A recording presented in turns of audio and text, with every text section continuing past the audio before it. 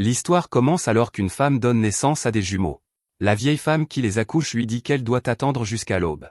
Une infirmière dit à la vieille femme qu'elle est folle, mais la vieille femme insiste pour qu'elle attende. C'est très important car ces enfants commanderont les démons. Après la naissance des enfants, leur père ne peut s'empêcher d'être contrarié. Il demande ce qu'ils ont fait et dit que les enfants qui divisent la nuit et le jour sont nés. 16 ans plus tard, l'un des enfants chasse un oiseau.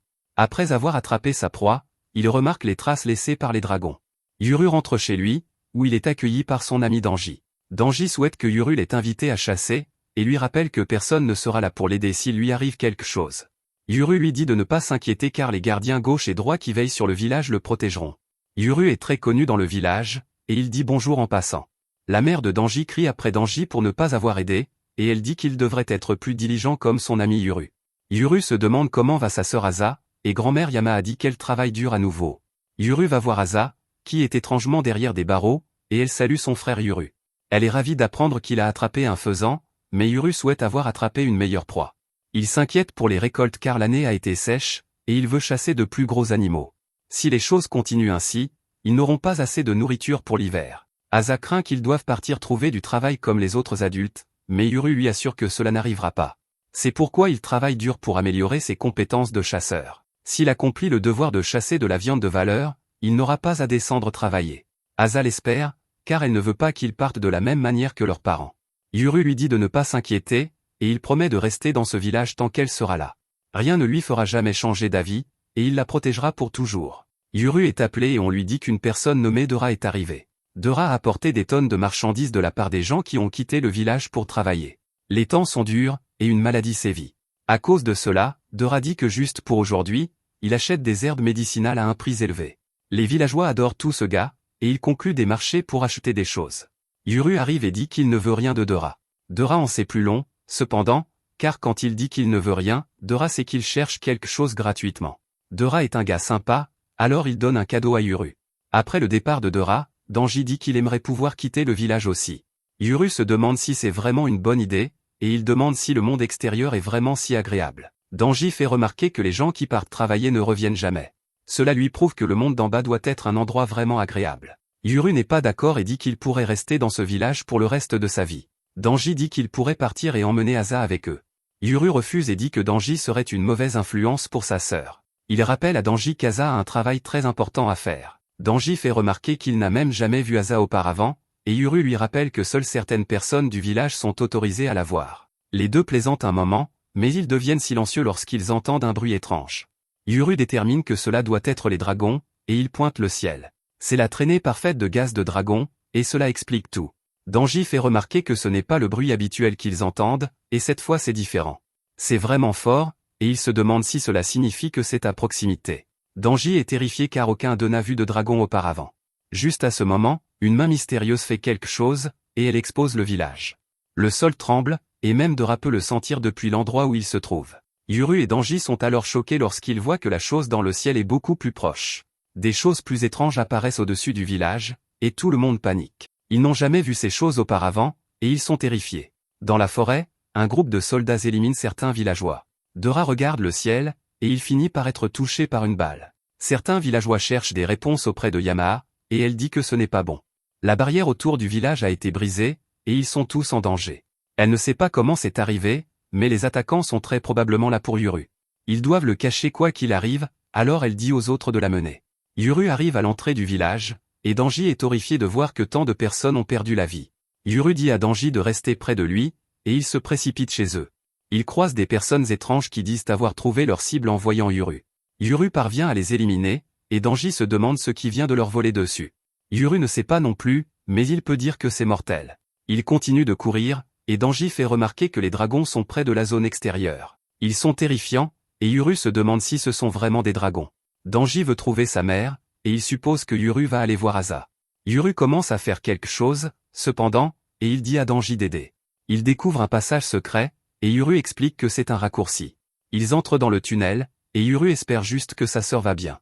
Dans le village, une étrange fille est déposée, et elle dit poliment bonjour à tout le monde. Les villageois sont pris au dépourvu, et ils ne savent pas quoi faire. La mystérieuse fille dit simplement le mot engloutir, et l'un des villageois est coupé en deux.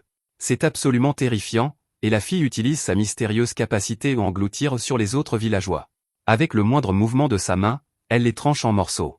C'est une vision terrifiante, et une jeune fille reste à pleurer sa mère. La mystérieuse fille dit qu'elle ne fait pas de mal aux enfants, et elle prend un moment pour éliminer un autre villageois. Le nom de la fille est Gabi, et elle signale que les zones extérieures et intermédiaires sont sécurisées. Elle a fait son travail, donc ils peuvent maintenant envoyer les forces au sol. Gabi est surprise, cependant, quand les forces au sol ne répondent pas. Dans la forêt, on voit que c'est parce que Dora a anéanti les soldats qui ont essayé de l'attaquer.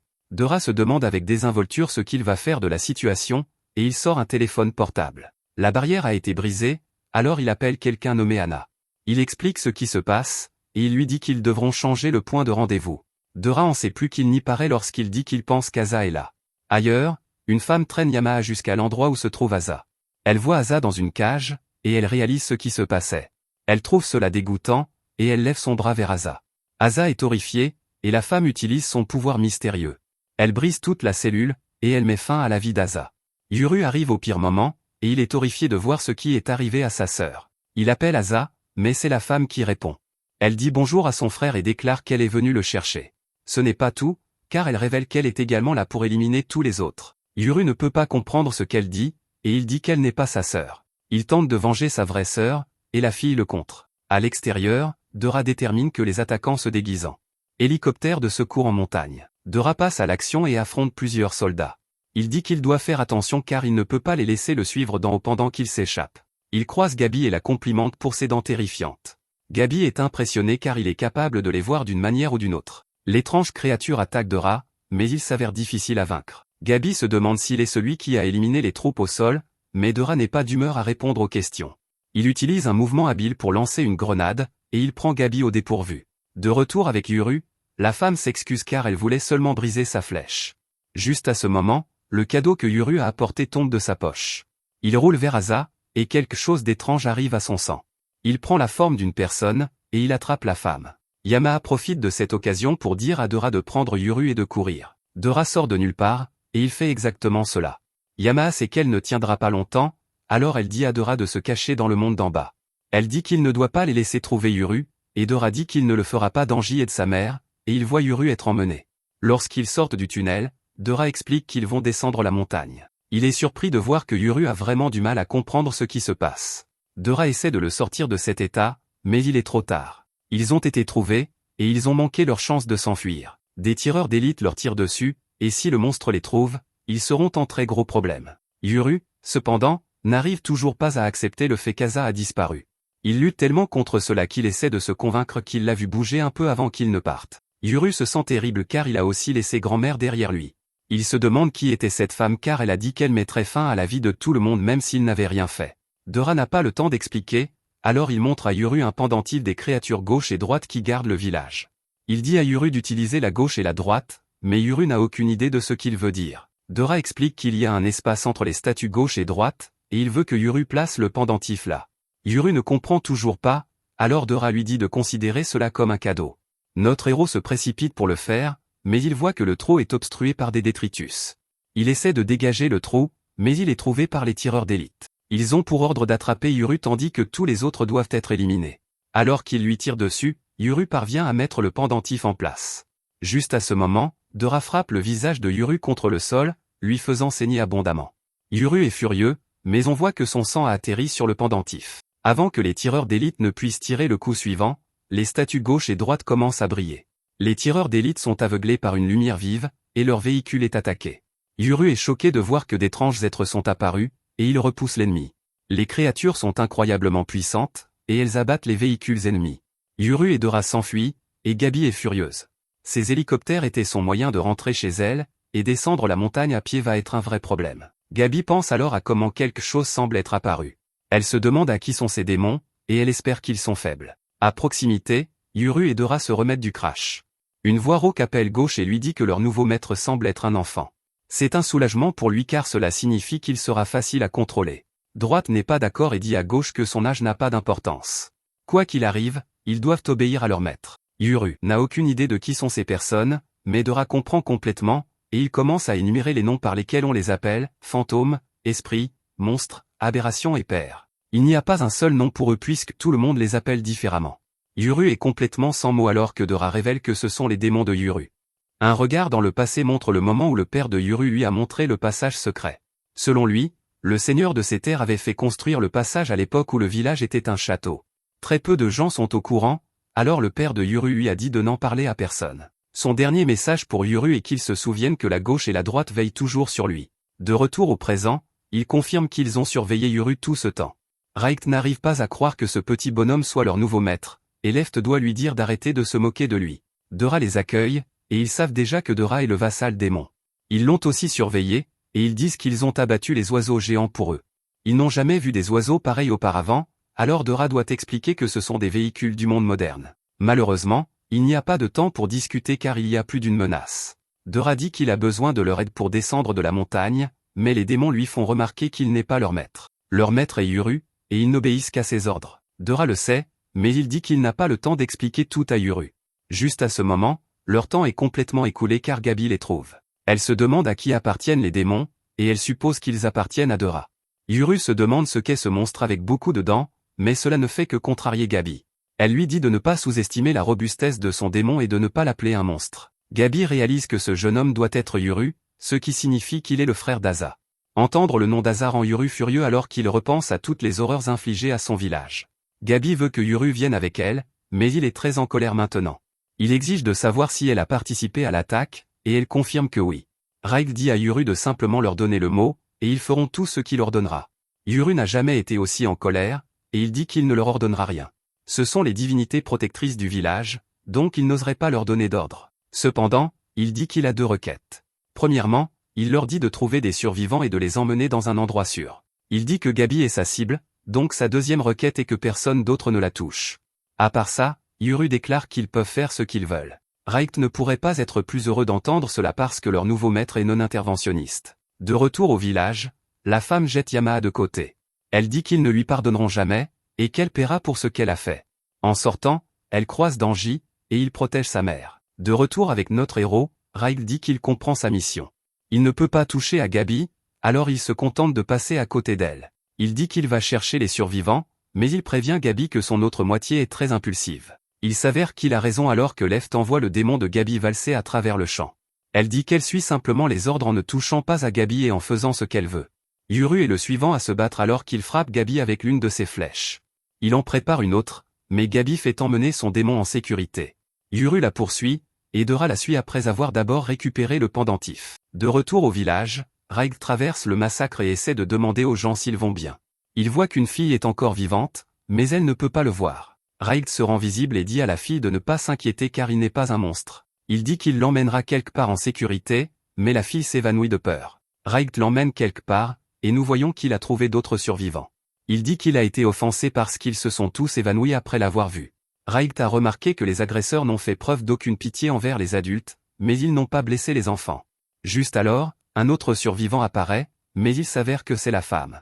Elle l'attaque immédiatement, mais Raikht n'est pas quelqu'un avec qui on plaisante. D'un seul rugissement, Raikht libère une attaque incroyablement puissante. La fille parvient tout juste à la bloquer, et il lui dit qu'elle a un pouvoir assez dangereux.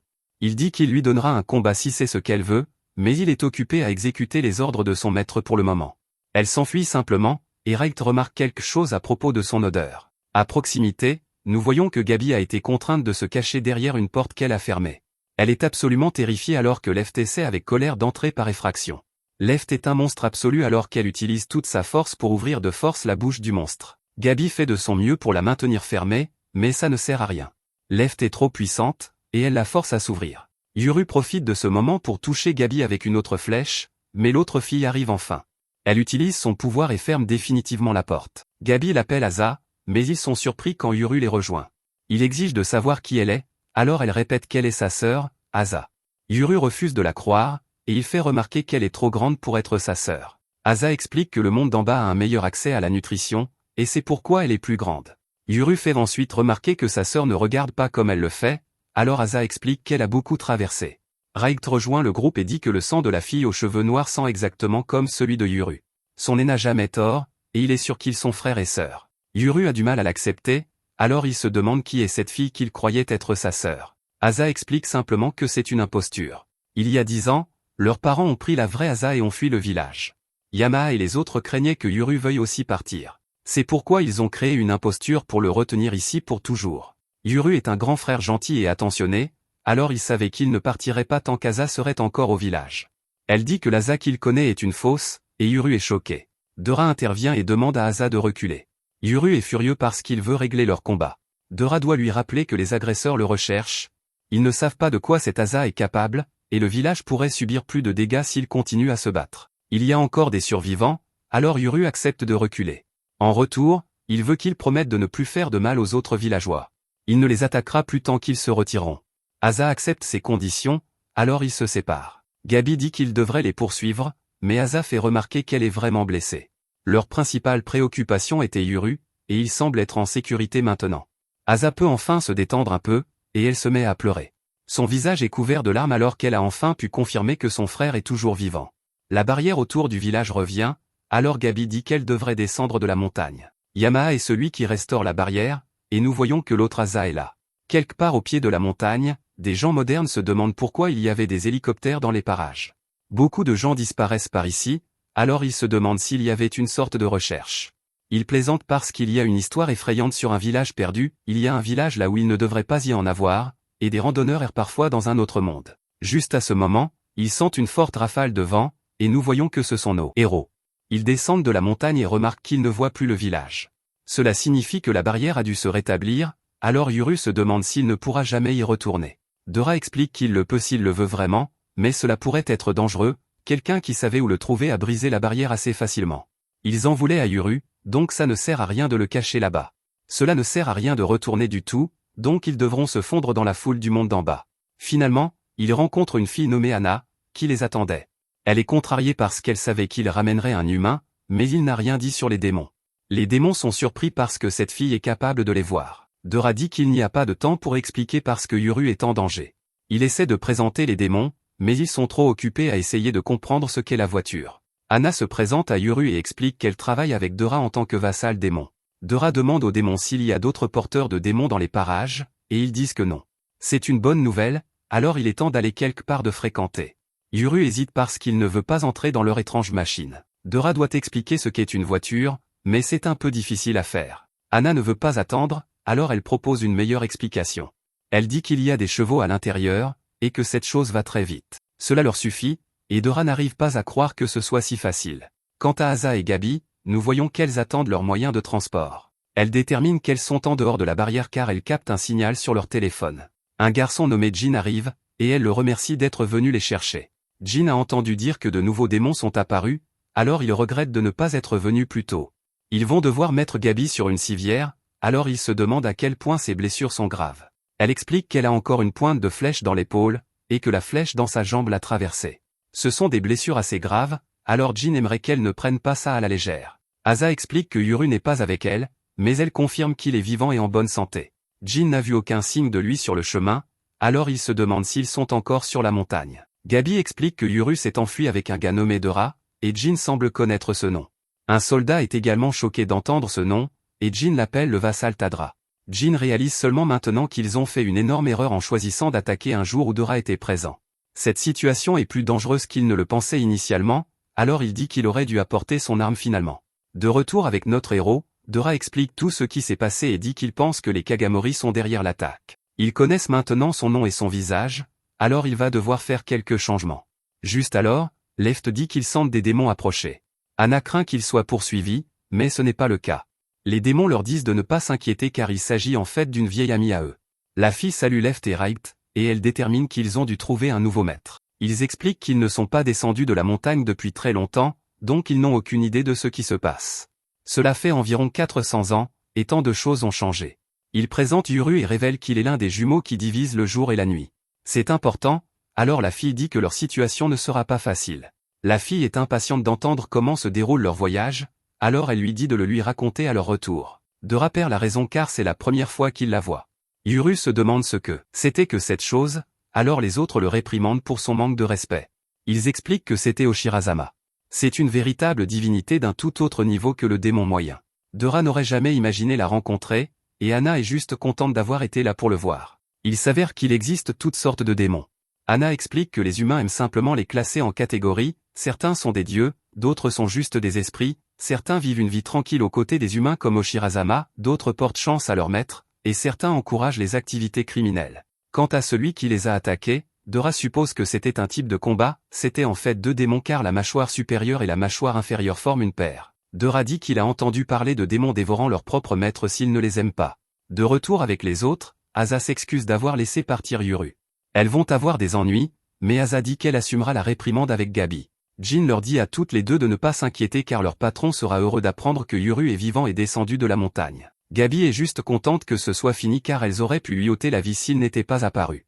Jin se demande si les démons étaient vraiment si puissants, et Gabi confirme. Cependant, celui qui lui a fait le plus de dégâts, c'est Yuru. D'abord, il a neutralisé sa mobilité. Ensuite, il a mis hors d'usage sa main dominante. Il a l'esprit d'un chasseur, et Gabi dit qu'il est brutal. Plus haut dans la montagne, deux soldats essaient de rejoindre les autres. Ils sont tombés sur un tas de rochers 5 fois maintenant, et ils réalisent qu'ils sont coincés ici. De retour avec Yuru, il voit une grande ville pour la première fois de sa vie. De retour avec Yuru, il voit pour la première fois de sa vie une grande ville. Il s'arrête dans un magasin, alors Anna achète de la nourriture et des vêtements neufs pour Yuru. Elle dit à Yuru qu'il se fera remarquer s'il est habillé comme ça, donc il doit changer. Yuru se demande si on lui a donné une tunique, alors Anna explique que ce sont juste des pantalons ordinaires. Dora lui donne également une paire de sandales, c'est ce qu'il porte ici en bas. On tend à Yuru quelque chose à manger, et il est choqué de voir que les boulettes de riz sont faites avec du riz blanc à 100%. Elles sont de très haute qualité, et l'une d'elles a même des algues. Dans son village, cela serait considéré comme des luxes, alors il n'arrive pas à croire qu'il mange ça aussi simplement. Anna doit les ouvrir pour lui, et il prend sa première bouchée. C'est absolument incroyable, et il se demande si c'est la nourriture des dieux. La nourriture est si bonne qu'elle fait penser Yuru à Asa, et il souhaite qu'elle puisse en manger aussi. Raig demande à Dora ce qu'est cet endroit, et il explique que c'est ce qu'on appelle une aire de repos. C'est comme une station relais moderne où l'on peut trouver des magasins d'alimentation et des toilettes. Il dit qu'on peut même y acheter des souvenirs. Left et Raig trouvent cela très intéressant, et Dora propose de les emmener à l'intérieur. Raig refuse cependant, parce qu'ils veulent rester avec Yuru. Left dit que lui et Anna devraient aller manger pendant qu'ils gardent un œil sur leur maître. Avant qu'ils ne partent, Anna leur dit de ne pas toucher au siège du conducteur. Raig se demande s'ils doivent nourrir les chevaux à l'intérieur de la voiture, et Anna dit qu'ils les nourriront d'huile plus tard. À l'intérieur, Dora et Anna réfléchissent à leur prochaine action. Anna veut savoir ce que Dora a dit à Yuru, et il explique que Yuru a perdu la raison quand il a découvert que cette fille n'était pas sa sœur. Dora pense qu'il vaut mieux ne pas en dire plus parce qu'il n'est encore qu'un enfant. Il décide qu'il est temps de déterminer quoi faire ensuite. Puisque l'ennemi connaît son visage et son nom, Dora ne peut pas retourner à son ancien endroit. Anna dit qu'il est essentiellement sans domicile, et qu'en plus il doit maintenant s'occuper de l'enfant de quelqu'un d'autre. Dora déclare que c'est aussi le problème d'Anna parce qu'elle est aussi une vassale démoniaque, donc elle va l'aider. Anna dit qu'elle fera ce qu'elle peut, et Dora prend cela pour un accord. Il la choque absolument et dit qu'ils devraient se marier. Anna est dégoûtée, alors elle sort des points américains et dit que ce sont ses alliances. Elle exige de savoir pourquoi elle doit l'épouser, et Dora explique que ce ne serait pas pour de vrai. Tout d'abord, ils doivent se fondre dans la société pour protéger Yuru, et être mariés leur donnerait l'apparence d'une famille. De plus, les rumeurs sur les étrangers se répandent rapidement dans le pays, donc ils doivent aller dans une grande ville. Dora est sûr qu'il ne peut pas le faire seul, mais Anna fait remarquer qu'il pourrait juste être colocataire. Dora explique qu'il est plus facile de louer une maison en tant que famille parce que les gens font plus confiance aux familles. Anna propose une contre-proposition et dit qu'elle pourrait être la grande sœur de Yuru pendant que Dora est leur père célibataire. Dora s'imagine en père dont la femme l'a quitté, et il commence même à entendre les commérages à son sujet. Les gens se demanderont s'il était un trompeur et si c'est pour ça que sa femme l'a quitté. Ou peut-être sera-t-il vu comme un père héroïque élevant ses enfants seul après le décès de sa femme. Finalement, Dora conclut que cela attirerait trop l'attention dans un cas comme dans l'autre. Il dit que la meilleure couverture est que Yuru était son enfant et qu'il s'est remarié avec une femme plus jeune. Dora la remercie pour sa coopération, et il passe en revue les détails. Anna n'a jamais accepté rien de tout cela, et elle le fait parfaitement comprendre. Elle dit qu'elle a déjà décidé qu'elle allait épouser Jason Statham. Dehors, Left et Raig sont toujours émerveillés par la voiture, et ils se demandent où les chevaux sont gardés à l'intérieur d'une si petite boîte. Yuru s'excuse d'avoir serré toute la nourriture contre lui, et il demande s'ils ont faim. Raig dit que leur nouveau maître est vraiment gentil, et Left lui dit de ne pas s'inquiéter parce qu'il ne mange pas de nourriture humaine. Yuru veut savoir comment il doit les appeler, et Raig dit qu'il peut les appeler comme il veut. Yuru essaie d'être respectueux en les appelant « Seigneur Raig » et « Dame Left », mais Raig dit que c'est beaucoup trop guindé. Il rappelle à Yuru qu'il est leur maître, donc il n'y a pas besoin d'être si formel. Yuru abandonne les formalités et les appelle simplement Raig et Left. Cela réglé, Yuru va droit au but et leur demande de tout lui dire ce qu'ils savent sur lui et sa sœur. Raig explique qu'ils sont restés à l'entrée du village pendant 400 ans.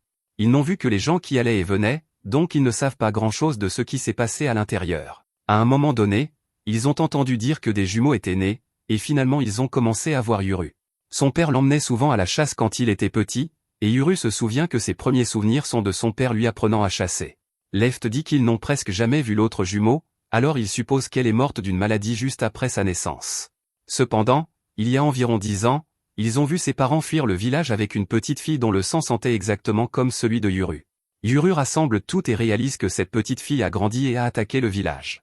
Il a toujours pensé que ses parents les avaient laissés tous les deux derrière, mais il s'avère qu'ils n'ont laissé que lui. Yuru se tait, frappé durement par cette réalisation. Cependant, il réalise aussi que la fille qui se fait appeler la vraie Asa sait peut-être où sont leurs parents. Juste à ce moment, Dora et Anna reviennent, et Anna annonce qu'ils seront les tuteurs de Yuru à l'avenir. Yuru ne comprend pas, alors Anna lui dit simplement qu'ils seront responsables s'il a des ennuis. Dora lui rappelle qu'ils vont rouler pendant un moment, alors il lui demande s'il a besoin d'aller aux toilettes. Yuru dit qu'il y est déjà allé près de buissons, et Anna est horrifiée. Elle doit aussi lui dire de ne pas s'asseoir sur le toit de la voiture parce qu'il attirera l'attention. Yuru fait remarquer que Raigt et Left sont là-haut, mais Anna explique que les humains normaux ne peuvent pas voir les démons. Raigt dit que les manieurs de démons comme Yuru peuvent les voir, et Left ajoute que les démons peuvent aussi se rendre visibles à certains humains. De plus, pour une raison ou une autre, certaines personnes ont naturellement la capacité de les voir. Yuru demande alors à propos du clan Kagamore qui les a attaqués et s'ils sont des manieurs de démons. Dora confirme qu'ils en ont quelques-uns, et Yuru veut en savoir plus sur eux. Dora explique que c'est un clan branche qui a quitté le village de Hagashi à cause de différentes opinions. Après leur départ, ils se sont établis dans le monde d'en bas. Il y a un réseau de personnes qui ont quitté le village pour le monde d'en bas, et elles partagent des informations. Ils ont entendu des rumeurs depuis un moment que l'un des jumeaux était avec les Kagamore, et cela s'est avéré vrai. Ailleurs, nous voyons qu'une femme fuit quelque chose avec frénésie. Elle essaie désespérément de fermer la porte de l'ascenseur. Mais il est trop tard. Un homme à l'allure étrange l'ouvre et entre à l'intérieur. Il dit à la fille qu'il doit se rapprocher pour mettre fin à sa vie, et elle essaie de le tenir à distance. Elle tremble de peur en lui disant de rester loin, et elle l'avertit de ne pas entrer sur son territoire. Malheureusement pour lui, il s'approche trop près, et la fille se transforme en quelque chose de terrifiant. Le nom de la fille est Tao, et Jin l'appelle pour lui expliquer qu'il vient de s'occuper de son harceleur. Il s'avère que Jin a utilisé son pouvoir pour créer un clone et a trompé le harceleur. Ao n'a plus rien à craindre maintenant parce que Jin a fait promettre au harceleur de ne plus jamais s'approcher d'elle. Il dit qu'elle peut retourner au travail, et nous voyons que Jin a en fait mis fin à la vie du harceleur. Au rez-de-chaussée du bâtiment, une pauvre fille essaie d'entrer dans l'ascenseur. Elle est figée de terreur quand le démon de Jin sort. Jin réalise que cette fille est capable de voir les démons, alors il lui dit doucement de n'en parler à personne. De retour dans la voiture, Dora explique que lui et Anna n'ont pas eux-mêmes reçu beaucoup d'informations. Leurs familles sont ici en bas depuis des générations, et ils ont simplement hérité de ce travail. Les seules instructions de grand-mère Yama étaient de s'assurer qu'aucun étranger ne trouve l'emplacement du village et que les jumeaux ne tombent pas entre de mauvaises mains. Quant à Dora, il se procure des biens et transmet des informations pendant qu'Anna s'occupe de divers travaux d'en bas. Anna elle-même n'est jamais allée au village. Dora dit qu'en tant que Tedara, il doit respecter les règles du clan, et il révèle que son vrai nom est Tedara Ryu. Yuru fait remarquer que grand-mère semblait vraiment contrariée qu'ils essaient de l'emmener, alors il se demande ce qu'il est exactement, lui et sa sœur. Raigt explique que lorsqu'un garçon et une fille jumeaux naissent dans un village à l'est, un jour où la nuit et le jour sont égaux, le monde sera déchiré. La dernière fois que cela s'est produit, c'était il y a 400 ans, et cela a conduit à une guerre majeure qui a divisé la nation en deux. Les manieurs de démons étaient impliqués en coulisses dans ces conflits. Yuru se demande s'ils sont des enfants maudits qui vont plonger le monde dans le chaos, mais Raigt le corrige. Ce sont en réalité les gens qui veulent utiliser leur pouvoir qui déclenchent les combats. Yuru dit qu'il n'a aucun pouvoir spécial, mais Raigt dit pas encore. Left explique qu'il a la capacité d'acquérir du pouvoir, et Dora dit qu'Asa a probablement déjà acquis le sien. Raigt confirme que ce qu'ils ont vu d'Asa s'appelle « rupture ». C'est le pouvoir de défaire de force n'importe quoi, et cela peut facilement forcer l'ouverture de barrières ou de toute autre chose. Left explique que son pouvoir jumeau s'appelle « So », qui est le pouvoir de fermer de force n'importe quoi. Anna se demande ce qui se passerait si Rupture et So entraient en collision, et Dora dit que ce serait un paradoxe. Autant que Left et Raigt le sachent, personne n'a jamais acquis les deux pouvoirs à la fois, donc personne ne sait ce qui pourrait réellement arriver. Anna se demande si les rumeurs sur ces jumeaux semant le chaos ont simplement pris leur propre vie, et si les villageois sont manipulés par cette idée. Yuru réfléchit à tout, et il se souvient qu'il y avait une barrière autour du village. Yuru a alors demandé à Dora comment il pouvait aller et venir du village étant donné qu'il y avait une barrière autour. Dora explique que son clan connaît un itinéraire spécifique pour passer. Cela implique un ensemble très particulier de mouvements et de directions, et c'est vraiment pénible à suivre. Les instructions incluent de contourner des rochers plusieurs fois et de faire des virages à 90 degrés à certains endroits. Il révèle ensuite que la mère de Yuru vient en fait du monde d'en bas. Elle est tombée par hasard sur l'itinéraire menant au village alors qu'elle était perdue. Il n'est pas rare que des gens se retrouvent sur cet itinéraire en essayant de redescendre de la montagne. Cela donne à Yuru un flashback de sa mère lui disant que dans l'endroit où elle est née, son nom signifie « nuit ». Elle avait toujours espéré pouvoir l'emmener, ainsi que son père et Asa, là-bas un jour. Un peu plus tard, nous voyons que Yuru s'habitue à la vie dans le monde moderne. Il a appris les règles d'utilisation des toilettes, comme tirer la chasse et se laver les mains. Il n'aime pas les sèche-mains qui rugissent comme des dragons, alors il s'essuie les mains sur sa chemise. Yuru est très fier de lui alors qu'il déclare qu'il a maîtrisé ses règles. Alors qu'il marche avec ses démons, il remarque que c'est incroyable qu'il n'ait pas puisé l'eau d'un puits. Raigt est également perplexe car il ne comprend pas comment appuyer sur un bouton fait apparaître la lumière. Left, en revanche, est émerveillé par toutes les lumières de la ville la nuit. Ils sont également stupéfaits par toutes les énormes châteaux de pierre autour, et ils se demandent combien de seigneurs y vivent. Yuru doit expliquer que ce ne sont pas des châteaux, ce sont des maisons, et des dizaines de personnes vivent dans chacune. Il leur dit ensuite que ce n'est même pas la capitale. Selon Dora, à Tokyo, il y a 10 millions d'habitants. Yuru essaie de se rappeler le nom de cet endroit, et il arrive à Gama. Raigt fait remarquer qu'il sera facile de se cacher avec autant de gens autour, et Yuru est d'accord que le meilleur endroit pour cacher un arbre est la forêt. Left dit que quelque part parmi ces gens, Yuru va trouver sa sœur. Yuru le sait, et il pense en lui-même à son plan pour la suite. Il pense que Dora et Anna sont probablement de bonnes personnes, mais il ne peut pas leur faire entièrement confiance parce qu'ils sont liés à la tromperie concernant sa sœur. Il ne peut pas non plus faire entièrement confiance à la femme qui se fait appeler Asa. Quitter le village avec un enfant n'est pas une petite décision, alors Yuru est déterminé à découvrir pourquoi ses parents sont partis. Son plan est de capturer Asa et de la forcer à l'emmener chez ses parents. Il demande à Left et Raigt de l'aider, et ils sont heureux de le faire. Left dit que c'est comme être perdu dans un nouveau monde étrange, et Raigt dit que c'est excitant parce qu'ils n'ont pas pu faire ce genre de choses depuis 400 ans. Raigt est trop excité, alors Left le gronde d'en faire trop alors que leur maître est si sérieux. Raigt demande à Left ce qu'elle pense de la situation, et elle se fait parfaitement comprendre. Elle déclare qu'elle n'aime pas être chassée parce que c'est dans sa nature de faire la chasse. Juste à ce moment, Dora raccroche le téléphone et dit à tout le monde qu'Anna a trouvé un endroit où vivre, donc ils n'ont plus à dormir dans la voiture. Yuru demande à propos de l'appareil que Dora n'arrête pas d'utiliser, et Dora explique que c'est un téléphone. C'est un peu comme envoyer des messages avec des signaux de fumée, mais avec des lettres ou votre voix. Ils acceptent cette explication immédiatement, et Dora n'en revient pas qu'ils acceptent tout aussi facilement. Ils sont enfin arrivés à leur nouvelle maison, et Anna les accueille à l'intérieur. Yuru est émerveillé car de l'extérieur, elle ressemblait à l'un de ces châteaux de pierre géants, mais maintenant il va voir à quoi ressemble l'intérieur. Anna les informe que l'eau et l'électricité sont déjà installées, et que quelqu'un passera plus tard pour allumer le gaz. Elle donne à Dora la chambre de style occidental, et elle demande à Yuru s'il préfère une pièce avec un plancher. Yuru n'en croit pas ses oreilles car, au village, le plancher n'était utilisé que par Asa ou pour des événements très spéciaux. Il se précipite dans sa chambre, et il n'en revient pas de l'épaisseur du plancher. Il se demande s'il a vraiment le droit de dormir sur quelque chose d'aussi luxueux. Anna lui présente ensuite ses deux démons nommés Kotatsu et Jiro. Droite et gauche se présentent poliment comme la divine droite et la divine gauche.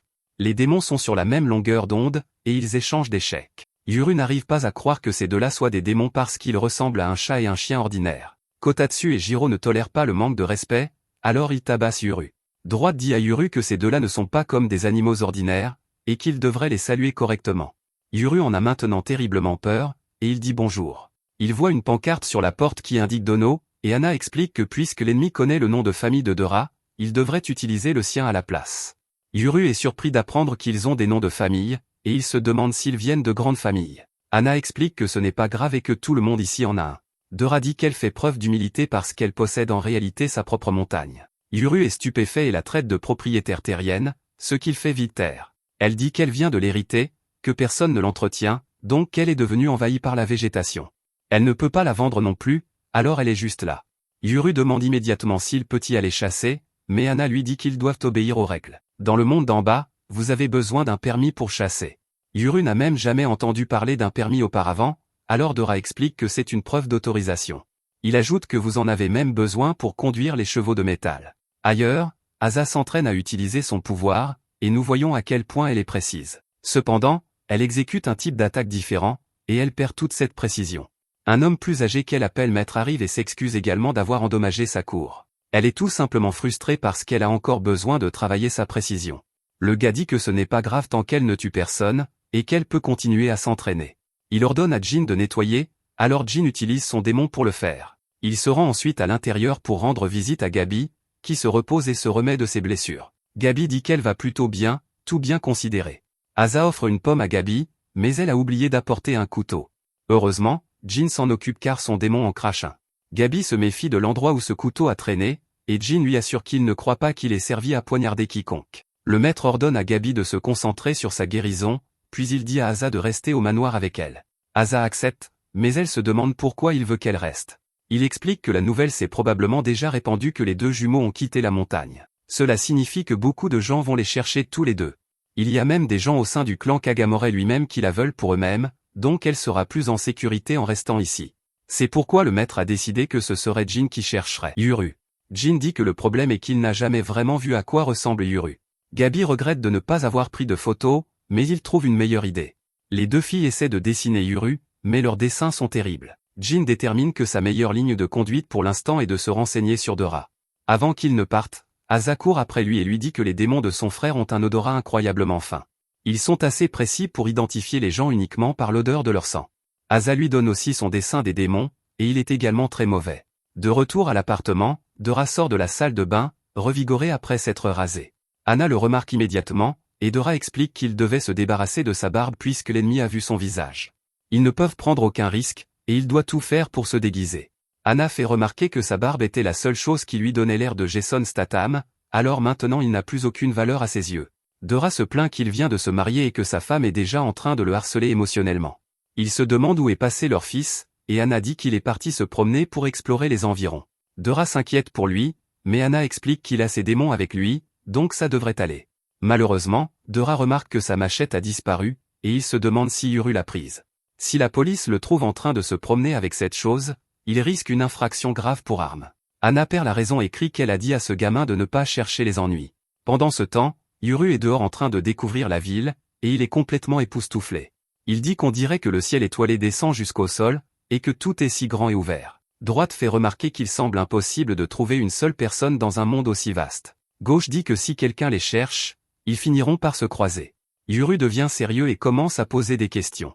Il demande s'ils peuvent vraiment sentir d'autres démons, et il confirme que oui. Il demande ensuite s'ils connaissent le sang de la fausse Asa, et il confirme également. C'est exactement ce que Yuru voulait entendre car il a élaboré un plan. Cela a à voir avec ce que Dora lui a dit plus tôt à propos des Kagamore qui ont plusieurs porteurs de démons. Cela signifie qu'il recherche un endroit avec beaucoup de démons et l'odeur de son sang. Gauche et droite sont très excités car il est temps de chasser Asa. Les deux se transforment, ce qui leur permet de se déplacer à la vitesse de l'éclair. Yuru crie de terreur alors qu'il le transporte dans toute la ville. Ils s'arrêtent finalement parce qu'ils ont senti du sang comme celui de Yuru et une poignée de démons. Ils veulent savoir s'ils peuvent frapper les démons sans poser de questions s'ils se montrent. Gauche se demande si c'est une bonne idée car les démons pourraient être ouverts à la discussion comme Oshirazama l'était. Droite lui dit de faire attention car elle ne devrait pas mesurer tous les démons selon les standards humains. Ils vivent dans des mondes différents, et elle ne devrait pas s'attendre à les comprendre pleinement. Yuru dit qu'il comprend, et il compare cela à avoir affaire à un ours. Il se dirige vers un parking où nous voyons Jin. Reich confirme que qui que soient ces gens, ils sentent les démons et Asa. Comme ils ont remarqué l'ennemi, les démons de l'ennemi les ont probablement remarqués aussi.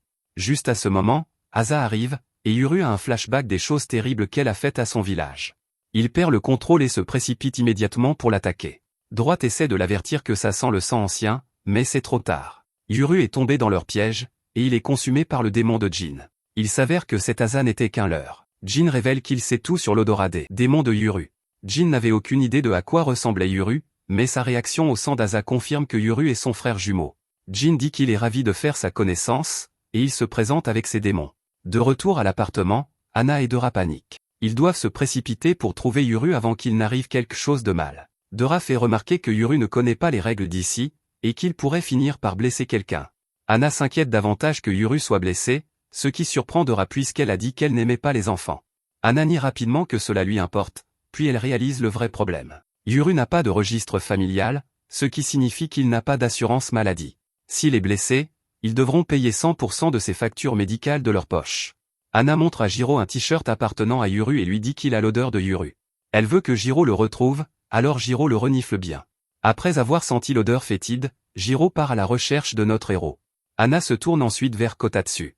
Le travail de Kotatsu est un peu différent, il suit Jiro sur un téléphone portable. Dora reste sans voix car il n'arrive pas à croire que ces démons puissent utiliser la technologie moderne. Anna explique qu'ils ont été transmis de génération en génération et qu'ils ont vécu dans ce monde assez longtemps pour s'adapter.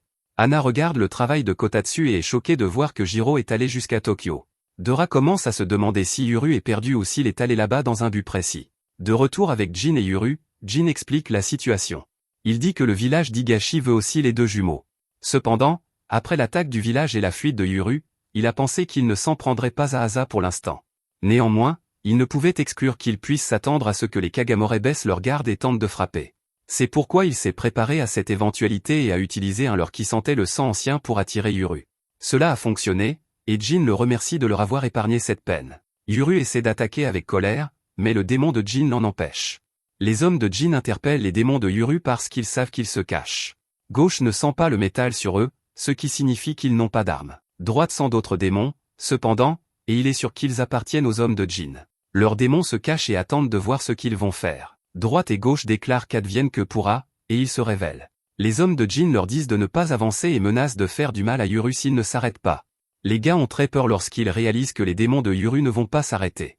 Au lieu de cela, Droite se demande lequel d'entre eux il devrait prendre en otage, et Gauche choisit le morose. Yuru s'excuse auprès de ses démons d'avoir perdu son sang-froid, mais ils comprennent. Gauche lui dit de rester où il est car le fait qu'il soit capturé occupe le démon de Jin. Les gars font remarquer qu'habituellement, les démons donnent la priorité à la protection de leur maître, mais Droite dit qu'ils sont différents. Ils continuent d'approcher, et Gauche dit à Droite d'y aller doucement avec eux car ils ne sont pas armés. Cela ne dure pas longtemps, cependant, car Jin fait cracher une tonne d'armes par un petit démon. Il tire sur les démons de Yuru, mais Gauche fait remarquer qu'ils sont pratiquement faits de pierre. Les gars essaient plusieurs types d'armes à feu, mais aucune ne fonctionne. Ils utilisent même un lance-grenade, mais cela ne fait même pas une égratignure. Les pieds de biche et les épées ne fonctionnent pas non plus, et Droite réalise quelque chose. Ces gars ne sont plus désarmés, ce qui signifie qu'ils n'ont plus à se retenir. Droite s'avance pour attaquer, alors les gars révèlent enfin leur démon. L'un est une grosse tortue qui tombe sur Gauche, et l'autre est un lapin. Ce lapin a des mouvements sérieux, et il commence à marteler Droite. Droite dit qu'il a besoin d'aide, mais Gauche a ses propres problèmes. La tortue est incroyablement lourde, et elle fait tout pour ne pas se faire écraser. Yuru regarde autour de lui et réalise ce qu'il doit faire. Il lance la machette de Dora et fait tomber la tortue de Gauche. Gauche brise immédiatement les dents du démon de Jin et libère Yuru. Yuru lance une dent cassée sur l'un des gars, mais il l'arrête. Il est temps de s'échapper, alors Yuru rappelle à Droite les règles pour quitter les toilettes. Droite se souvient qu'il doit éteindre les lumières, alors c'est ce qu'il fait. Il utilise un rugissement puissant pour détruire toutes les lumières. Le lapin sent que les démons de Yuru s'éloignent d'eux, et les gars se demandent s'ils se sont échappés. Jin dit qu'ils ne peuvent pas s'échapper car quelqu'un d'autre les attend. Cela faisait partie de son plan depuis le début, et il dit que Yuru va s'enfuir et tomber directement dans son piège. Juste à ce moment, il se souvient de ce qu'Asa lui a dit.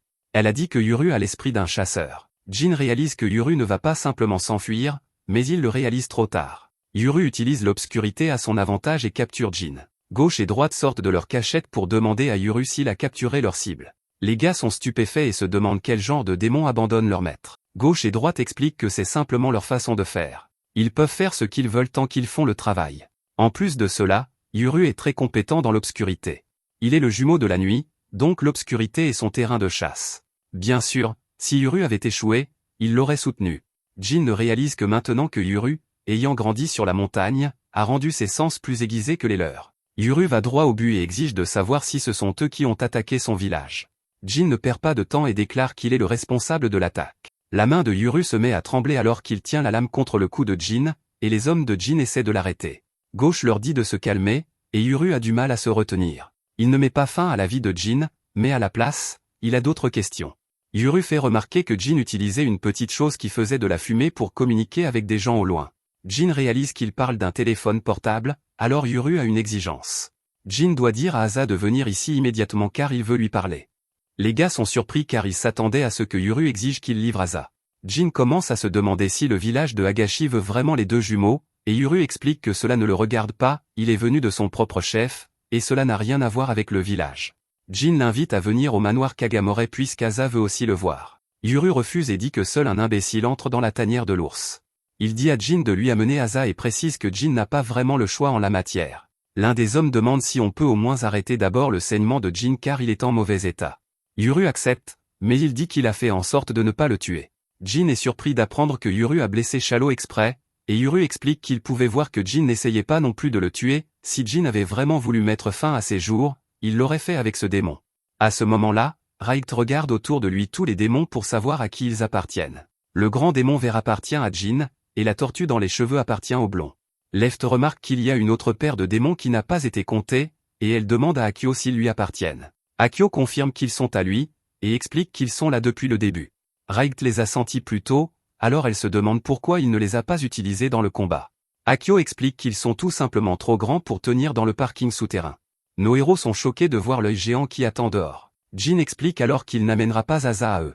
Il offre à Yuru un passage sur vers le manoir Kagamare et précise qu'aucun mal ne lui sera fait. Jin dit qu'il peut lui faire confiance car Yuru sait déjà qu'il ne veut pas mettre fin à ses jours. Yuru évalue la situation et réfléchit à la façon dont les cheveux de la tortue et tout ce qu'Akio possède serait trop difficile à gérer pour Raigt et Left. Leurs options sont limitées, alors il accepte de venir. Sa seule condition est que personne ne manque de respect à Left et Raigt pendant qu'ils sont là.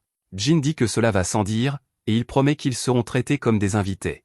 Yuru est prêt à partir, mais Jin dit qu'ils doivent d'abord nettoyer. Cela s'avère assez facile car Jin utilise son monstre. Le blond dit que Scavenger fait toujours des dégâts, et Yuru se demande qui est Scavenger. Jin explique que Scavenger est le concierge de la nature, c'est le grand démon de Jin, et il mange tout. Son petit démon s'appelle Makoto, et il est capable de produire des choses de sa bouche. Jin leur donne régulièrement toutes sortes d'objets utiles afin d'être prêts à tout. Comme ce sont des concierges, il leur donne parfois des choses dont le monde se porterait mieux sans. Raigt se demande alors combien de kilogrammes pèse une tortue. Le blond ne l'a jamais pesée, mais il dit qu'elle peut devenir encore plus lourde. Left dit simplement qu'elle a plus d'entraînement à faire. Quant à Raigt, on voit qu'il est en pleine rivalité acharnée avec les cheveux. Il est vraiment agacé, alors il se demande si Yuru est bon pour chasser les lapins. Yuru explique que les lapins se chassent avec des pièges, et l'aveugle est terrifié. Juste à ce moment, un agent de sécurité arrive, et les gars lui disent que les lumières se sont éteintes pour une raison quelconque. L'agent leur indique où se trouve la sortie, et ils le remercient tous. Pendant ce temps, Asa reçoit un message de Jin, et elle réveille d'urgence Gabi. Elle révèle que Jin est avec Yuru, et qu'il se dirige vers le manoir. Gabi est choquée car Jin a travaillé incroyablement vite. Asa commence à paniquer sur ce qu'elle va porter, et Gabi se demande quand elle est devenue si girly. Sur le chemin du retour, Jin appelle son maître à l'avance. Il lui fait savoir qu'il a réglé les choses avec le jumeau du village de Higashi, et qu'ils sont en route. Le maître se trouve à une source chaude, mais il dit qu'il rentrera directement. Pendant qu'il voyage, Yuru ne peut s'empêcher de regarder toutes les lumières de la ville. Ils arrivent finalement au manoir, et on voit à quel point cet endroit est grand. Raigt pense à comment on leur a dit que le clan Kagamore possédait de nombreux porteurs de démons. Il mentionne cela à Jin et se demande où sont les démons. Jin explique qu'il y en a plusieurs, mais qu'ils n'ont pas encore atteint la section VIP. Il explique qu'ils ont une barrière ici, et qu'elle se trouve juste devant. Ils passent par une autre porte, et ils entrent dans la barrière. Left et Raigt ressentent immédiatement la différence, il y a vraiment des démons partout, et ils sont si nombreux qu'ils ne peuvent même pas dire combien de paires il y a. À l'intérieur, Gabi sent que Yuru est enfin arrivée. Asa se demande si elle veut venir avec elle, mais Gabi dit qu'elle ne veut pas voir la personne qui lui a fait 2 trous dans le corps. Elle se remet encore de ses blessures, et elle peut à peine marcher. Asa va voir Yuru, et Gabi se rendort. Dehors, on voit que Jiro a suivi Yuru jusqu'au manoir. De retour à l'appartement, Dora et Anna voient où se trouve Yuru, il est dans un grand bâtiment, et ils ne peuvent s'empêcher de remarquer la taille du terrain. Le GPS montre que tout ce qui se trouve dans cette zone appartient au clan Kagamore. Dora et Anna sont horrifiés, et ils se demandent si Yuru a été capturé. Il n'y a aucun moyen de le savoir avec certitude, alors Dora dit qu'il est temps d'aller chercher leur fils. Anna veut l'accompagner, mais Dora refuse, ils ne savent pas encore pour elle, et il ne veut pas prendre ce risque. Il prendra également un taxi pour que les Kagamare ne réalisent pas qu'il est lié à Yuru. Yuru arrive à la porte d'entrée, et Yuru et Raigt sont tous deux stupéfaits par la taille de l'entrée. Un homme nommé Azuma apparaît, et Jin se demande ce qu'il fait ici.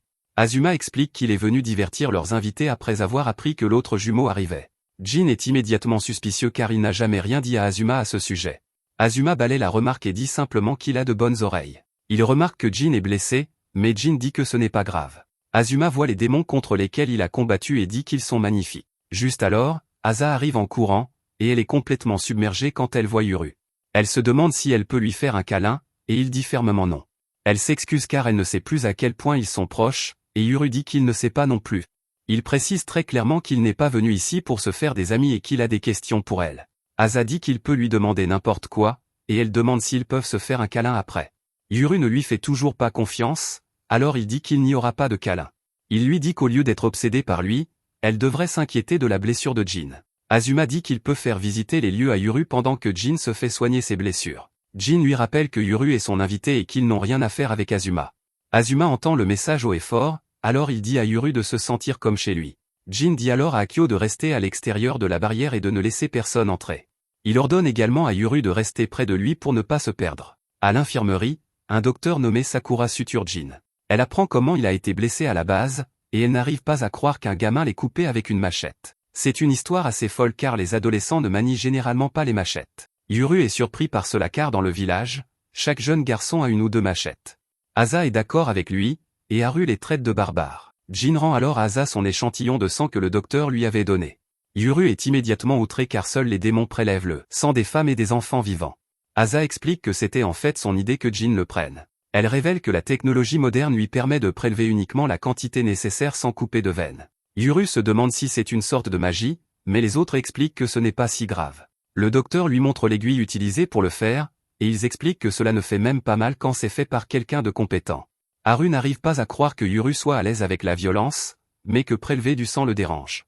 Asa mentionne également que les Kagamares la nourrissent très bien, donc donner un peu de sang n'est pas un problème. Yuru fait remarquer qu'elle est devenue énorme et que son Asa à lui est plus petite et plus mignonne qu'elle. Asa explique qu'il deviendra plus grand aussi s'il mange la nourriture qu'ils ont ici. Yuru en a déjà goûté, et il dit que c'est bien trop salé.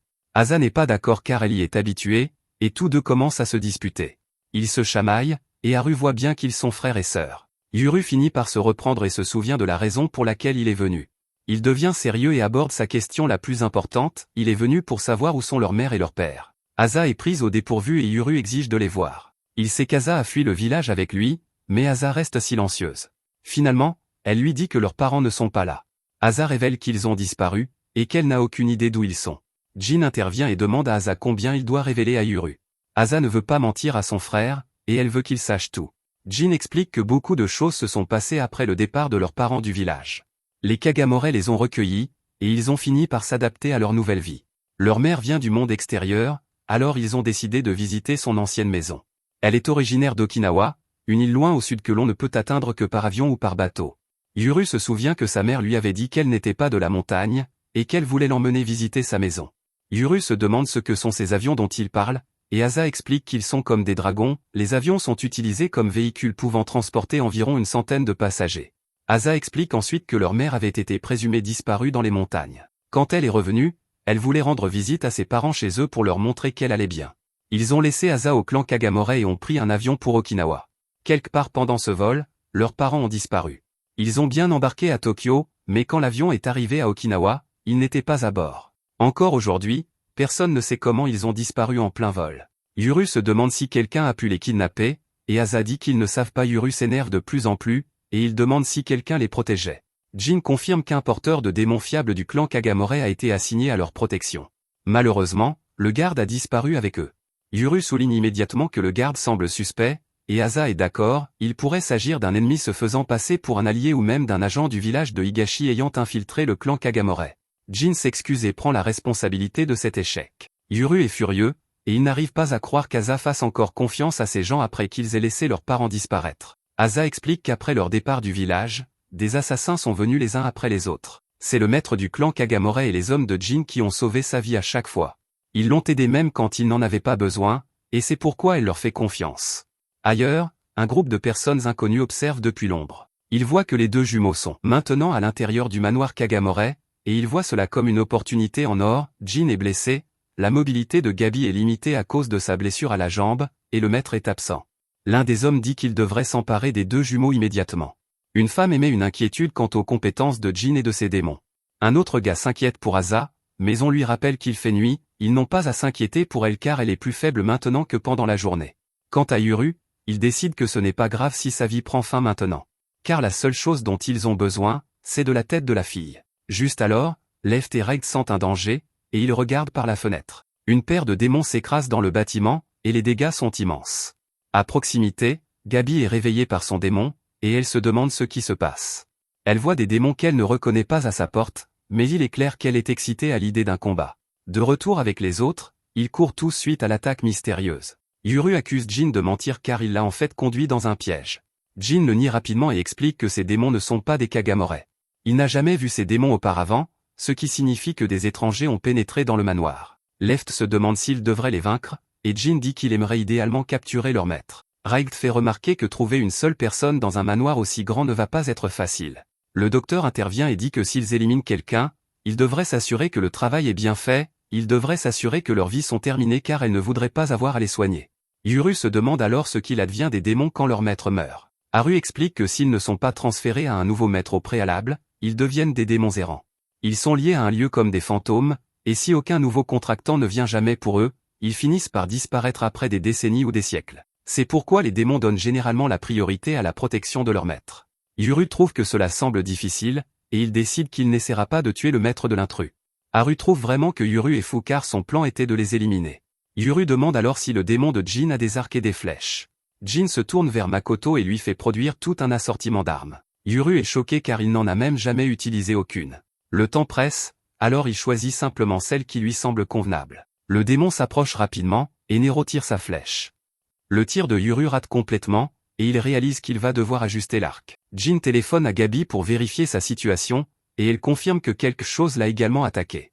Elle est toujours en train de les gérer, mais elle est surprise que les intrus aient réussi à pénétrer dans le manoir sans que personne ne le remarque. Jin l'informe qu'il combat actuellement des démons qu'il n'a jamais vus auparavant. Elle lui dit de simplement les éliminer, mais il explique qu'il est actuellement blessé et qu'il a une mobilité limitée. Gabi le traite d'inutile et lui rappelle qu'il est censé protéger Asa. Il lui dit de ne pas s'inquiéter car Zero et ses démons gèrent la situation. Gabi est contente de l'entendre car elle sait exactement à quel point ils sont compétents après qu'il les mise en difficulté. Puisque tout le monde va bien, Gabi se demande si elle est libre de faire ce qu'elle veut. Jin lui dit d'y aller et d'arrêter de se retenir. Gabi se tourne vers son démon et prononce le mot « Gob ». Son démon croque immédiatement l'un des intrus et met fin à sa vie. Gabi dit à l'autre qu'elle se sent mal de le laisser tout seul, donc elle va aussi mettre fin à sa vie. Elle dit à nouveau « Gob » et son démon l'élimine. Elle sort et voit qu'il y a des intrus partout. Gabi dit à son démon nommé Gabriel qu'il a vraiment de la chance car ce soir, il aura un repas extra large. Jin dit aux autres que Gabi va bien, alors Asa déclare qu'elle va gérer les choses ici. Elle va arrêter les démons qui les poursuivent, et Yuru se demande si elle peut vraiment faire ça. Asa dit qu'elle le peut, et qu'elle veut un câlin après. Asa se prépare et s'excuse par avance auprès de Jin au cas où elle détruirait le manoir. Jin dit que ça ira car il supportera le poids de la colère du maître. Haru essaie de présenter les mêmes excuses, mais Jin lui dit qu'il est tout seul. Asa demande ensuite à Yuru de distraire le démon blanc pendant qu'elle s'occupe de sa part. Yuru lui dit de ne pas lui donner d'ordre, mais il dit qu'il s'en occupe. Il s'apprête à agir, mais quelque chose d'étrange se produit. Asa et Yuru se retrouvent dans un endroit étrange, et les autres sont choqués de voir qu'ils ont disparu. Jin se demande ce que ce démon vient de faire, et il essaie de s'enfuir. Haru l'arrête avec sa tortue très lourde. Il dit qu'il ne sait pas ce qui s'est passé, mais si les intrus peuvent faire disparaître les gens, alors il pourrait savoir quelque chose sur les parents d'Asa. Haru veut des réponses, alors il rend sa tortue encore plus lourde. Jin lui dit qu'il peut endommager le manoir, mais qu'il ne peut pas tuer les démons ni leur maître. Haru accepte l'ordre, et son autre démon lui dit qu'ils sont entourés de démons ennemis. La situation s'annonce mal, mais Haru dit à Jin qu'il va s'occuper des démons. Jin se demande où se trouve quelqu'un nommé Aguri, et on lui répond qu'il dort après avoir rendu un projet. Le docteur fait remarquer que s'il le réveille maintenant, Aguri le tuera. Jin conclut qu'ils n'auront aucun renfort, ce qui signifie qu'ils devront simplement faire de leur mieux. Il sort une arme et dit à ses démons de se préparer. Dans le vide, Asa appelle tout le monde, mais personne ne répond. Elle continue d'essayer, mais elle finit par réaliser qu'elle est complètement seule. La peur d'être seule lui donne d'étranges visions, et elle se met à trembler. Juste à ce moment, Raigt annonce qu'elle n'est pas seule, et elle panique. Il fait noir comme dans un four, alors Asa dit qu'il fait trop sombre pour voir quoi que ce soit. Raigt lui dit qu'il ne voit rien non plus, mais qu'il est juste à côté d'elle. Il dit que c'est l'obscurité véritable, et qu'il ne fait même pas aussi sombre dans le village de Hagashi. Raigt sent une odeur de transpiration désagréable, et il se demande si Asa a peur du noir. Cela déclenche des souvenirs, et elle révèle qu'elle déteste être seule dans le noir. Raigt utilise son odorat pour trouver où elle se trouve, et il lui tapote la tête. Il lui dit de ne pas s'inquiéter car il est juste à côté d'elle et elle n'est pas seule. Cela la calme, alors elle se demande où est son frère. Elle suppose qu'il est au même endroit, mais Raigt ne sent pas son odeur. Asa fait remarquer que Raigt est son démon, alors elle se demande pourquoi il ne l'aide pas. Il explique que Left est probablement avec Yuru, et qu'ils trouveront une solution. Il révèle qu'il a délibérément suivi Asa parce qu'il voulait lui parler. Il commence par lui rappeler que lorsqu'ils se sont rencontrés pour la première fois dans le village, elle l'a soudainement attaqué. Puis il a remarqué qu'elle ne lui avait pas adressé un seul mot depuis son arrivée au manoir. Asa réfléchit et dit que lorsqu'il a neutralisé son pouvoir de rupture, Elle s'est souvenue de quelque chose que son père lui avait dit. Il avait dit que Raigt et Left ont la capacité d'empêcher la rupture et le sceau de devenir incontrôlable. Raigt connaît très bien cela, et il confirme qu'il est son ennemi naturel. Asa réfléchit alors à ce que cela signifie pour la suite. Si Uru acquiert un jour la capacité du sceau, alors Left deviendra son ennemi naturel de la même manière que Raigt est le sien. Dans l'espace blanc, nous voyons que Uru et Left sont ensemble. Cet espace est totalement vide, et la luminosité est aveuglante. Uru se demande quel est cet endroit, mais Left n'en a aucune idée. Elle a vécu longtemps, mais elle n'a jamais connu cela auparavant. Il y a certainement un sol sous leurs pieds, mais ce blanc éclatant fait perdre l'équilibre à Uru.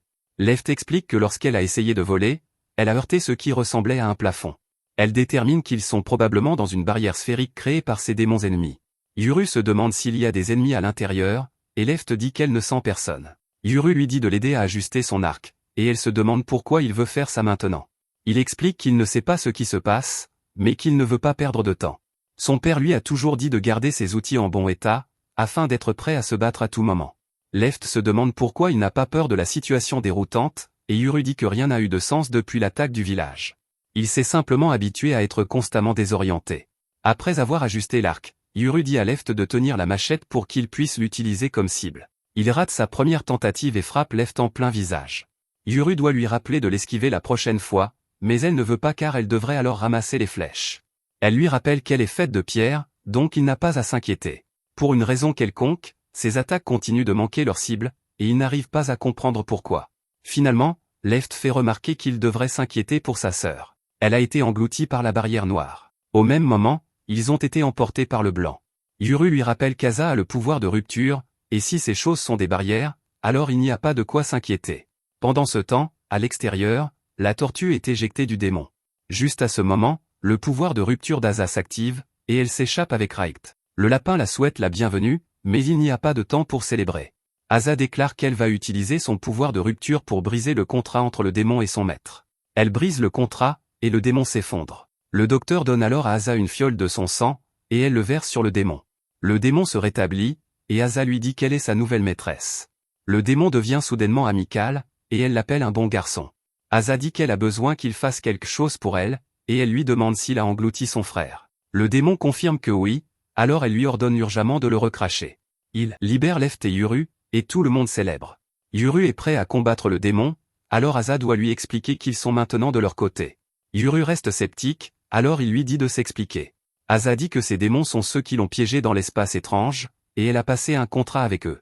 Haru fait remarquer qu'ils peuvent faire disparaître les gens, donc il pourrait savoir quelque chose sur les parents d'Asa. Ce sont aussi les parents de Uru, ce qui retient son attention. Il est maintenant intéressé, alors il demande quel est le plan d'Asa.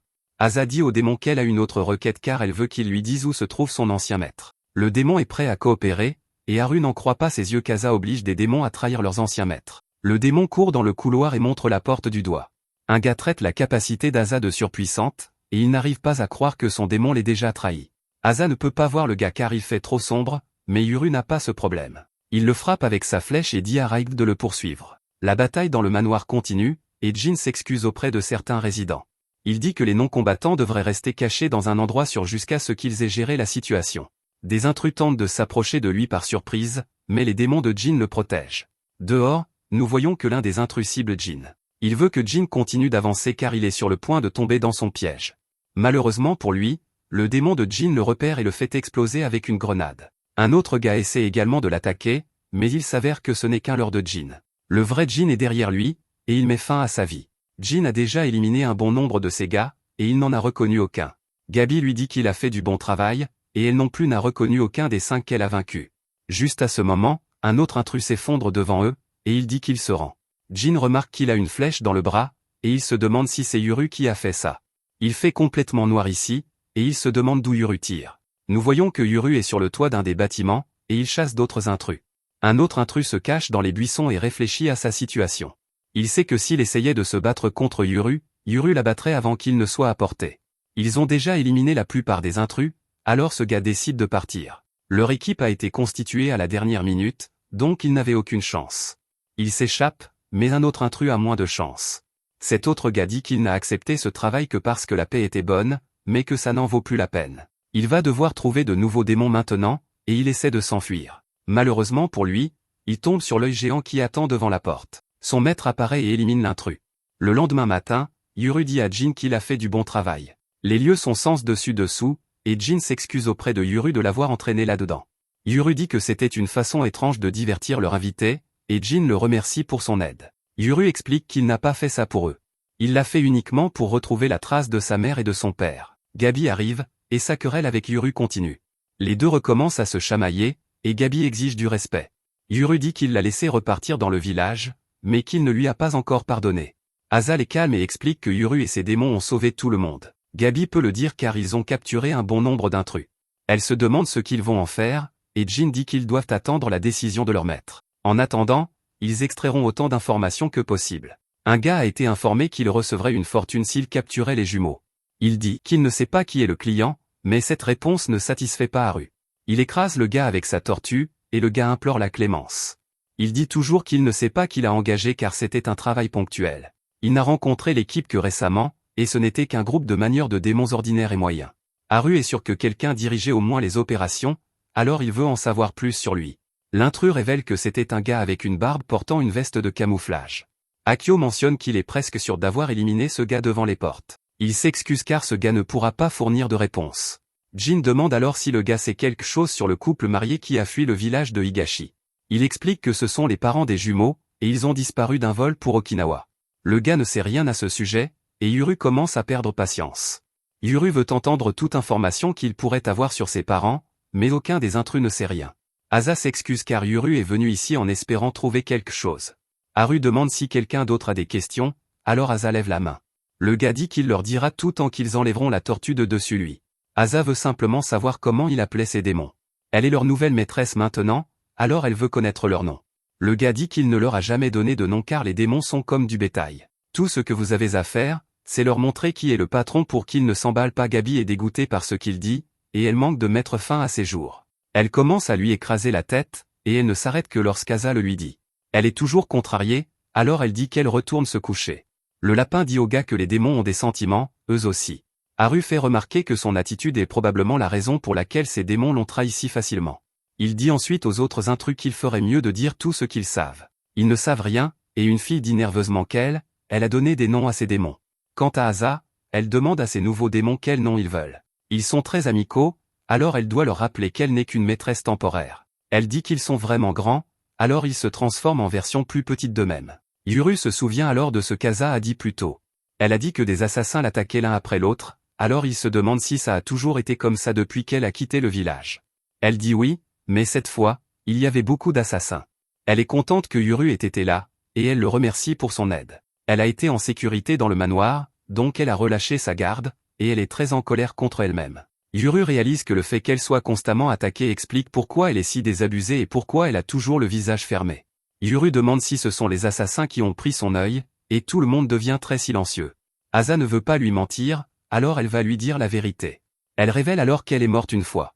Elle dit qu'elle a été tuée par un assassin du village de Hagashi, et Yuru reste sous le choc. Un peu plus tard, Yuru repense à la première fois que quelqu'un a tenté de mettre fin à ses jours. C'était peu avant que ses parents ne quittent le village, lorsqu'il a été attaqué par un bandit. Il était profondément dans les montagnes à chasser avec son père quand sa vie a failli prendre fin. Yuru pouvait sentir l'intention de tuer du gars dans chaque pore de son corps. Il n'avait d'autre choix que de se défendre en transperçant le gars de part en part à travers sa poitrine. Le père de Yuru l'a frappé avec une flèche au même moment et s'est précipité aux côtés de Yuru. Il fut soulagé de voir que Yuru allait bien et s'excusa de l'avoir laissé. Il dit ensuite à Yuru de se souvenir de ce que ressent l'intention de tuer de quelqu'un. Il avertit Yuru que tant qu'il serait en vie, il vivrait cela d'innombrables fois. Il lui dit de ne pas hésiter contre quiconque dirigeait son intention de tuer vers lui. Yuru était vraiment traumatisé, alors son père dit qu'il passerait la nuit dans la montagne pour lui laisser le temps de se calmer. Son père dut lui dire de respirer profondément car il y a des moments où la peur peut vous tuer. C'est particulièrement vrai pour les chasseurs comme eux qui luttent pour leur vie contre des ours. Il apprit à Yuru à se calmer, analyser la situation et déterminer ce qu'il devait faire. Il lui dit de toujours réfléchir à comment utiliser les matériaux à disposition pour survivre. Son dernier avertissement fut que la mort frapperait là où la peur les rend vulnérables. Cette nuit-là, le père de Yuru lui dit de ne pas dire aux villageois qu'il avait été attaqué par un bandit. Yuru craignait que les bandits n'attaquent le village, mais son père l'assura qu'il ne le ferait pas. Il répéta que Yuru ne devait rien dire à personne, et qu'en retournant au village, il devait agir comme d'habitude. Il devrait rester calme et faire comme si de rien n'était. Quand ils retournèrent au village, son père mentit à tout le monde. Tout le monde s'inquiétait de ne pas les voir revenir, alors il dit qu'ils avaient simplement perdu la notion du temps. Grand-mère Yamaha remarque le sang sur Yuru, mais son père dit que c'est le sang du rat qu'ils ont mangé pour le dîner. Son père continue comme si de rien n'était, mais grand-mère Yamaha est clairement suspicieuse. La mère de Yuru, nommée Nagisa, et la jeune Asa sont toutes deux soulagées de les voir rentrer sains et saufs. Elles étaient très inquiètes, mais Yuru leur dit qu'il ne s'est rien passé et tient le coup comme son père le lui a appris. Il dit qu'il est vraiment fatigué, et Asa lui dit de prendre soin de lui. Pendant que Yuru raconte des histoires à Asa, son père dit la vérité à sa mère. Sa mère est horrifiée, et son père quitte la pièce. Peu de temps après, ses parents quittèrent le village sans lui ni Asa. Du moins, c'est ce qu'il pensait, car en réalité, il fut le seul à être laissé derrière. La fille qu'il croyait être sa sœur s'avéra être une imposture. De retour au présent, Asa révèle qu'elle a été tuée par un assassin du village de Higashi. Elle explique, après avoir fui le village et échappé à leurs poursuivants, le clan Kagamore les a recueillis. Les choses semblaient se calmer, mais ensuite leurs parents ont disparu. L'année dernière, à 15 ans, elle a été capturée par un assassin du village de Higashi, et elle a été tuée. Sa vie s'est terminée, et c'est à ce moment-là qu'elle a acquis la capacité break. Quand elle est morte, elle s'est retrouvée dans un endroit étrange. Elle explique que le pouvoir break appartenait à un démon qui vit à la frontière entre le monde des morts et le leur. Le démon qu'elle a rencontré ce jour-là avait le pouvoir d'un break. Quand elle est apparue, le démon a dit que de la chair fraîche était arrivée. Asa était confuse car elle ne se souvenait que d'avoir été coupée par un assassin. Le démon révéla qu'elle était morte, alors Asa se demanda si elle était en enfer. Le démon fut amusé et se demanda quelle vie Asa avait vécue. C'est alors que le démon lui dit qu'elle se trouvait à la frontière entre le monde des morts et son monde. Le démon trouva un livre expliquant que cet endroit est connu sous le nom de Yamatsu. Asa se souvint de la légende du village que son père lui avait racontée, qui disait que les jumeaux nés dans le village de l'Est voyageraient dans le royaume de l'ombre pour commander les démons. Le démon la corrigea et dit que les traditions orales se déforment toujours avec le temps. La version précise est que cet endroit se trouve juste avant le royaume de l'ombre. Asa réalise que les gens du village de Higashi essaient en fait de la tuer délibérément pour l'envoyer dans cet endroit. Le démon confirma que personne ne peut atteindre cet endroit à moins de mourir. Le démon se demanda ce qu'Asa allait faire et expliqua que quiconque vient ici a deux chemins à choisir. Elle pouvait soit rester morte et tomber du chemin, soit accepter le pouvoir de break et retourner dans le monde des vivants. Le démon dit que le pouvoir est vraiment pratique et expliqua ce qu'il pouvait faire. Tant qu'Asa peut voir sa cible, elle peut lui briser net la tête de son corps sur le champ de bataille. Elle pourrait cibler n'importe qui, et elle serait capable de mettre fin aux guerres par elle-même. Selon l'époque, Asa pourrait même devenir une héroïne. Le démon dit qu'il y avait des possibilités infinies, mais il donna aussi un avertissement. Il dit que ceux qui veulent utiliser ce pouvoir se rassembleront autour d'elle, et elle pourrait vivre un enfer sur Terre. Asa dit que son propre enfer personnel avait peut-être déjà commencé. Ses parents ont été kidnappés, et elle ne sait pas ce qui leur est arrivé. Asa sombra dans le désespoir en se blâmant pour leur disparition. C'est alors qu'Asa se souvint de Yuru, et elle se demanda s'il était déjà venu dans cet endroit. Cela signifierait qu'il a aussi été tué, donc elle devait savoir. Le démon dit qu'elle ne savait pas parce que quand Yuru mourrait, il irait là où se trouve le pouvoir Seal. Asa déclara qu'elle ne pouvait pas mourir car ils avaient laissé Yuru derrière eux au village. Des assassins tenteront de mettre fin à sa vie, donc elle devait le sauver. Le démon lui dit une fois de plus de choisir entre la vie et la mort. Asa regarda le démon avec détermination, et le démon dit qu'il aimait ses yeux. Il lui ordonna de regarder seulement devant elle et de ne jamais se retourner. De retour dans le monde des vivants, les gens qui avaient mis fin à sa vie commencèrent à paniquer. Asa ne revenait pas à la vie, et ils se demandèrent s'ils avaient fait une erreur. Le gars craignait qu'elle ne soit qu'une leurre, mais la fille dit qu'elle avait vu cet Asa dans le village. Ils commencèrent à se disputer et déterminèrent qu'ils avaient échoué la résurrection.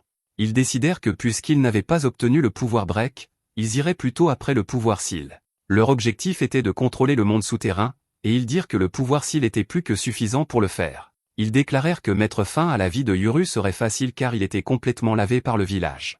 Avant qu'ils ne puissent passer à autre chose, Asa revint à la vie. Elle revint avec le pouvoir break, et elle élimina les assassins. Gabi venait d'arriver et se précipita pour trouver Asa.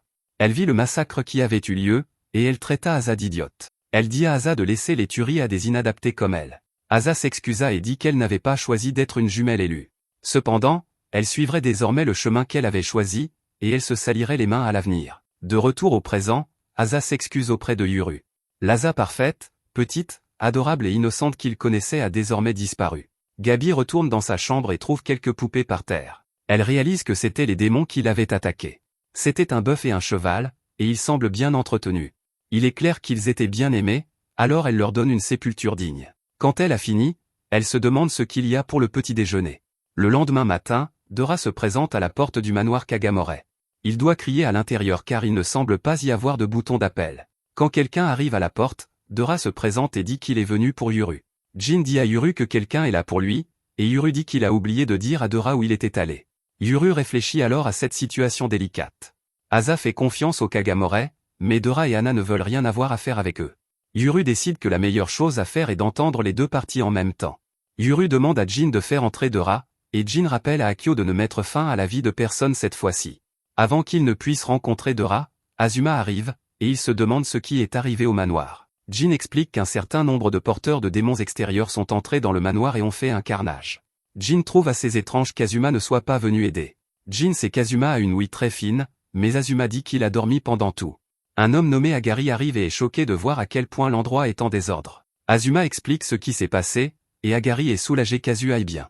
Il est encore plus surpris d'apprendre que le frère d'Asa est aussi là. Il sait qu'Asa cherche Yuru depuis très longtemps, alors il est content qu'elle l'ait trouvé. Il est terrifié par les démons de Yuru, et on lui présente Raigt et Left. Agari s'excuse auprès de Jin de ne pas avoir pu aider, mais il dit qu'il s'est effondré après avoir respecté une date limite. Agari est inquiet car les étrangers ont pu franchir la barrière, et cela signifie que ce n'est pas aussi sûr qu'il le pensait. Jin dit qu'ils interrogeront à nouveau les assaillants capturés pour découvrir comment ils ont fait. Juste à ce moment-là, tout le monde devient très sérieux alors que Gonzo, le maître du clan Kagamore, arrive de son voyage aux sources chaudes. Dora est avec lui, et Jin se demande pourquoi ils sont ensemble. Gonzo explique qu'ils se sont croisés en chemin, et Dora a dit qu'il était le tuteur de Yuru. Gonzo a beaucoup entendu parler de Yuru par Asa, alors il le salue aimablement. Il a aussi entendu parler des démons de Yuru, et il est sûr qu'ils sont impressionnants. Jin fixe Dora, et il pense à comment le clan Tadra sont les vassaux du village de Higashi. Ils servent de liaison entre le village de Higashi et le monde extérieur. C'est un clan prudent qui ne s'est jamais montré au clan Kagamore. Cela amène Jin à se demander pourquoi l'un d'eux est venu en territoire ennemi complètement désarmé. Pendant ce temps, Raigt se demande si les Kagamore et les Tadra pourraient travailler ensemble. Yuru dit non parce qu'il sent que Gonzo et Jin veulent mettre fin à la vie de Dora.